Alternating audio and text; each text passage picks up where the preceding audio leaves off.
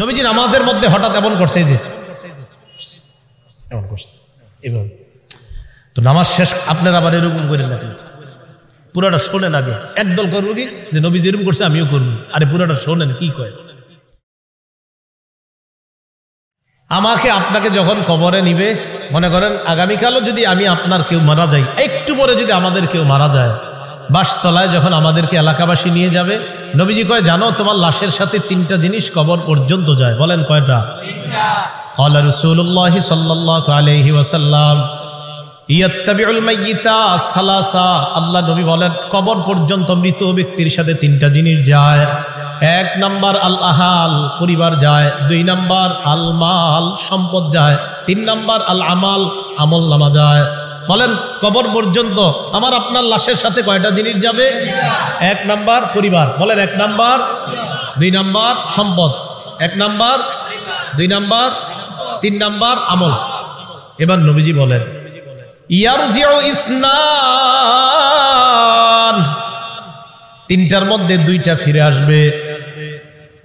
ইয়ারজিউল মাল ওয়াল আহাল, সম্পদ ফিরে আসবে, পরিবার ফিরে আসবে। ওয়ায়াবকাল আমাল, আমল নামা থেকে যাবে।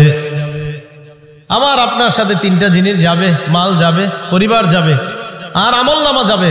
নবীজি কয় আমল নামাটা ছাড়া আর সব চলে আসবে। আল্লাহ আমাদের সকলকে আমল বাড়ানোর তৌফিক দান করেন। গর্ব অহংকার ছেড়ে সম্পদ যদি কিছু হয় শুকরিয়া আদায় করার তৌফিক দান করেন। তাহলে বলেন তো আমার সম্পদ দেওয়ার মালিককে? সম্পদ পেয়ে মালিককে ভুলে যাওয়া যাবে?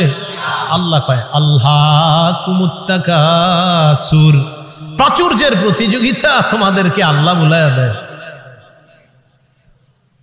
তিরমিজি শরীফের বর্ণনা, 2308 নম্বর হাদিসের বর্ণনা। এই হাদিসের মধ্যে আসছে কানা উসমান ইবনে আফফান রাদিয়াল্লাহু তাআলা আন ইযা ওয়াকাফা আলা কবরিন বাকা, ওসমান গনি যখন কবরের সামনে দাঁড়াইতেন কান্না শুরু করে দিতেন। হাত্তা ইয়াবুল্লা লিহিয়া, ওসমান গনি কানতে কানতে তার দাড়িগুলা ভিজে যাইতো। কিসের সামনে দাঁড়ায়? কবরের সামনে দাঁড়ায়। ফাকিলা লাহু, ওসমানকে বলা হলো তাজকুরুল জান্নাতা ওয়ান নার, আপনি জান্নাতের আলোচনা করেন, জাহান্নামের আলোচনা করেন। ওয়ালা তাবকি, তখন তো কান্দেন না। জান্নাত জাহান্নামের কত আলোচনা আপনি করেন, তখন আপনি কান্না করেন না। ওয়া তাবকি মিন হাযা, আপনি যখনই কবরের সামনে আসেন তখন কান্না করেন কেন? ওসমান গনি জবাব দেয় সামিআতু রাসূলুল্লাহ সাল্লাল্লাহু আলাইহি ওয়াসাল্লাম ইয়াকুল, আমি আল্লাহ নবীকে বলতে শুনলাম ইন্নাল কবর আউয়ালুল মানাজিলিল আখিরাহ, নবীজি বলেন ইন্নাল কবর, নিশ্চয়ই কবর, আউয়ালু মানাজিলিল আখিরাহ, কবর হলো আখিরাতের প্রথম ঘাঁটি। আমাকে আপনাকে বাসতলায় রেখে আসার পর আমার আপনার প্রথম ঘাঁটির নাম কবর। বলেন কি নাম? ফাইন্নাজা মিনহু ফামা বাদাহু আইসার, নবীজি বলেন কেউ যদি কবর থেকে রেহাই পেয়ে যায় পরের ঘাটিগুলা একেবারে সহজ হয়ে যায়। ওয়া ইল্লাম ইয়ানজু মিনহু ফামা বাদাহু আশাদ, কবর থেকে যদি কেউ মুক্তি না পায় পরের ঘাটিগুলা কঠিন হয়ে যাবে। বলেন নাউজুবিল্লাহ। এরপর হাদিসের শেষে বলে ক্বালা রাসূলুল্লাহ সাল্লাল্লাহু আলাইহি ওয়াসাল্লাম, নবীজি বলেন মা রাআইতু মানজারান কাত্তু ইল্লা ওয়াল কবরু আফযাউ মিন, নবীজি বলেন শোনো, কবরের চাইতে এত ভয়ঙ্কর কোন দৃশ্য আমার জানা নাই। নবীজি বলেন কবরের চাইতে এমন ভয়ঙ্কর কোন দৃশ্য আমার জানা নাই। আল্লাহ আমাকে আপনাকে ওই প্রথম ঘাটিতেই যেন হেফাজত করে। চিন্তা করবেন মাঝে মাঝে শুয়ে যদি চোখটা লাগান, তো চোখ লাগাইলে দেখবেন কিচ্ছু দেখা যায় না। হ্যাঁ, কবরে যাবেন না, কিচ্ছু দেখা যাবে না, অন্ধকার। হ্যাঁ অন্ধকার, কবর যে অন্ধকার। আচ্ছা, কবর যে অন্ধকার এটাও হাদিসে আছে। কবর যে অন্ধকার এটা কোথায় আছে? হাদিসে মুসলিম শরীফের 2104 নম্বর হাদিস, মাদ্রাসা পাঠ্যপুস্তক অনুসারে 956 নম্বর হাদিস। এই হাদিসের মধ্যে আছে عن أبي هريرة رضي الله تعالى عنه قال أن امرأة سوداء كانت تقم المسجد أو شابا, একজন কালো মহিলা অথবা একজন কালো যুবক মসজিদ ঝাড়ু দিত। কি ঝাড়ু দিত? আপনারা ঝাড়ু দেননি মসজিদ? না, আপনারা শুধু মুয়াজ্জিন সাহেব আর খাদেমের অপেক্ষা থাকবেন, নিজেরা ঝাড়ু দিবেন। মসজিদ ঝাড়ু দিলে দিল সাফ হয়, পরিষ্কার হয়। এক কালো মহিলা অথবা একজন কালো যুবক মসজিদ ঝাড়ু দিত। ফামাতা, হঠাৎ মারা গেছে। মারা যাওয়ার পর সাহাবীরা কবর দিয়ে ফেলছে, নবীরে জানানোর প্রয়োজন মনে করে নাই। বিষয়টা এমন আর কি, ও মারা গেছে, আরে এটা নবীজির আর বলার কি আছে, কবর দিয়ে দিচ্ছে এরকম। নবীজি সাল্লাল্লাহু আলাইহি সাল্লাম প্রশ্ন করলেন, আচ্ছা ওই কালো মহিলাটা না কালো যুবকটা, হয়তো মহিলা হতে পারে না হয় যুবক, আচ্ছা ওই কালো যুবকটাকে দেখছি না কেন, কোথায় ওটা ঝাড়ু যে দেয়? সাহাবীগণ বললেন, হুজুর সে তো মারা গেছে। আচ্ছা মারা গেছে মানে? আফালা কুনতুম আযানতুমুনি, তো আমাকে জানাবা না তোমরা? হাদিসের মধ্যে আছে কান্নাহুম সাগগারু আমরাহা আও আমরা, সাহাবীরা বিষয়টা হালকা মনে করছে তাই নবীরে জানায় না যে হুজুর একজন মারা গেছে, ঝাড়ু দিত কবর দিয়েছে। নবীজি কো আমারে জানাইলা না কেন তোমরা? দুল্লুনি আলা কবরিহা আও আলা কবরিহি, তাড়াতাড়ি তার কবর আমারে দেখাও, নিয়ে যাও। ফাদাল্লুহু আলা কবরিহা আও আলা কবরিহি, আল্লাহ রাসূলকে তার কবরের কাছে নিয়ে যায়। নিয়ে যাওয়ার পর ফাসাল্লা আলাইহা, আল্লাহ রাসূল জানাজার নামাজ পড়লেন। আপনারা আবার এই আমল করেন নাকি? এটা রাসূলের জন্য খাস। জানাজার নামাজ পড়ার পর আল্লাহ নবী বললেন, ইন্না হাদিহিল কুবুর মামলুআতুন যুলমান আলা আহলিহা। আল্লাহ নবী বললেন এই কবরগুলা অন্ধকারে পরিপূর্ণ। নবীজি বললেন এই কবরগুলা অন্ধকারে পরিপূর্ণ। কবরগুলা বলেন অন্ধকারে, কবরগুলা একবার ভাবেন, চোখটা বন্ধ করে অন্ধকার, কিচ্ছু দেখা যায় না। আল্লাহ নবী কয় এই কবরগুলা অন্ধকারে পরিপূর্ণ। হ্যাঁ, আমি আশা করি আমি আজকে নামাজ পড়ার কারণে আল্লাহ তাদের কবরগুলা আলোকিত করে দিবে। খাঁটি ইমানদার যদি হন, যদি ইমান নিয়ে যেতে পারেন, তো আপনার কবর আল্লাহ আলোকিত করে দিবেন। আলাদা মোমবাতি দিতে হবে না। পিসাবের কবর দেওয়ার সময় বাতি টাতি কত কিছু দেন না, এগুলা দিতে হবে না। পিসাব যদি ভালো হয় এমনি কবর আল্লাহ আলোকিত করে দিবেন, মাথায় রাখবেন। তাহলে কবর অন্ধকার একটা জগতের নাম। দুনিয়াতে থাকতে এটা আলোকিত করার ব্যবস্থা করতে হবে। আল্লাহরে বলা, আল্লাহ আমার কবরটা জান্নাতের বাগান বানায়া দিয়েন, আমার কবরটা আলোকিত করে দিয়েন। আল্লাহ বাবা মারা গেছে, বাবার কবরটা জান্নাতের বাগান বানান, বাবার কবরটাকে আপনি আলোকিত করে দেন, এইভাবে বলা। তাহলে কবর অন্ধকার জগৎ, এটা জানলাম। কবরের মধ্যে দাজ্জাল যেমন ফিতনা, দাজ্জাল দুনিয়ার জন্য সবচেয়ে বড় ফিতনা হলো দাজ্জাল। নবীজি কয় এই দাজ্জালের ফিতনার মতো কবরে কারো কারো জন্য ফিতনা হবে, দাজ্জালের ফিতনার মতো ভয়ঙ্কর ফিতনা। মুসলিম শরীফের বর্ণনা আসছে, মা বাইনা খালকি আদম ইলা কিয়ামিস সাআ খালকুন আকবারু মিনাদ দাজ্জাল। আদম নবী থেকে কিয়ামত পর্যন্ত যত সৃষ্টি আছে এর মাঝে সবচেয়ে ভয়ঙ্কর সৃষ্টি হলো দাজ্জাল। দাজ্জাল নবীজি কয় কারো কারো কবরের অবস্থা হবে এই দাজ্জালের ফিতনার মতো। সহিহ বুখারীর বর্ণনা 922 নম্বর হাদিস। এই হাদিসের বর্ণনাকারী আসমা বিনতে আবু বকর রাদিয়াল্লাহু তাআলা আনহা। দিয়ে আপনাদেরকে একটু পরীক্ষা করি, আলেমরা চুপ থাকবেন, অন্যরা বলবেন। আমি হাদিসটা পড়ার পর আপনাদেরকে জিজ্ঞাসা করবো একটা কথা, মন দিয়ে আগে শোনেন, তাহলে সবাই জ্ঞানীরা সচেতন ভাবে জবাব দিতে পারবেন। আগে শোনেন কি বলি, দেখেন আমি পড়ি।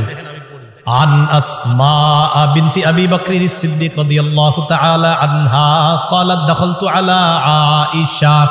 অনুবাদটা শোনেন। আবু বকর সিদ্দিক রাদিয়াল্লাহু তাআলা আনহুর কন্যা আসমা বলেন, আমি আয়েশা সিদ্দিকার কাছে প্রবেশ করলাম। আবু বকর সিদ্দিকের কন্যা আসমা বলেন, আমি আয়েশা সিদ্দিকার কাছে প্রবেশ করলাম। আলেম ছাড়া অন্যরা বলেন তো আসমা আর আয়েশা সম্পর্কে কি হয়? মাশাআল্লাহ, কি হয়? কারণ আবু বকর আয়েশা রাদিয়াল্লাহু তাআলা আনহার পিতার নাম কি? আবার আসমা রাদিয়াল্লাহু তাআলা আনহার পিতার নামও আবু। মাশাআল্লাহ। এই আসমা রাদিয়াল্লাহু তাআলা আনহা বলেন, আমি আমার বোন নবীর বিবি আয়েশা সিদ্দিকার কাছে গেলাম। যাওয়ার পর দেখি ওয়ান্নাসু ইউসাল্লুন, গিয়ে দেখি মানুষ নামাজ পড়ে। আমি আয়েশাকে প্রশ্ন করলাম, মা শাআনুন নাস, আয়েশা মানুষের কি হয়েছে, নামাজ পড়ে কেন? ফাআশারাত বিরাসিহা ইলাস সামা। আম্মা জান আয়েশা মাথা দিয়ে আসমানের দিকে ইশারা করলেন, এমনি ইশারা করলেন, মুখে কিছু কয় না। তো আসমা রাদিয়াল্লাহু তাআলা না বলেন, আয়াতুন, কোন নিদর্শন দেখা গেছে আসমানে? আয়েশা রাদিয়াল্লাহু তাআলা না বলেন, হ্যাঁ আসমানে একটা নিদর্শন দেখা গেছে। কি নিদর্শন? অন্য হাদিস দ্বারা বোঝা যায় সূর্য গ্রহণ লাগছে। কি লাগছে? সূর্য। তাই নবীজি নামাজ পড়তেছে। তো আসমা রাদিয়াল্লাহু তাআলা আনহা বলেন, আমরা যারা নারীরা ছিলাম আমরা একদম পিছনে, সবাই ওখানে আস। হয় নবীজি নামাজটা এত লম্বা করলেন, ফাতালা রাসূলুল্লাহ সাল্লাল্লাহু আলাইহি সাল্লাম, নবীজি নামাজ এত দীর্ঘ করলেন, হাত্তা তাজাল্লানিল গাশিয়ু, আমি বেহুশ হয়ে গেছি। আচ্ছা, কি পরিমাণ লম্বা হইলে একজন মানুষ বেহুশ হয়ে যায় বলেন? ওয়াইলা জাম্বি কিরবা, আমার পাশে একটা পাত্র ছিল, ফিহা মা, এটার মধ্যে পানি ছিল, ফাজালতু আসুব্বু বিনহা আলা রাসি, আমি এই পাত্র থেকে পানি নিয়ে আমার মাথায় ঢালা শুরু করলাম, এত পরিমাণ আমার মাথা গরম হয়ে বেহুশের কাছাকাছি চলে গেছে। নামাজ কি পরিমাণ লম্বা হয়েছে আল্লাহ জানে। তো আসমা রাদিয়াল্লাহু তাআলা আনহা বলেন, এক পর্যায়ে ফালাম্মান সরাফা রাসূলুল্লাহ সাল্লাল্লাহু আলাইহি ওয়াসাল্লাম হাত্তা তাজাল্লাতিশ শামস, নবীজি নামাজ শেষ করছে, ইতিমধ্যে সূর্য স্বাভাবিক হয়ে গেছে, সূর্য ঠিক হয়ে গেছে।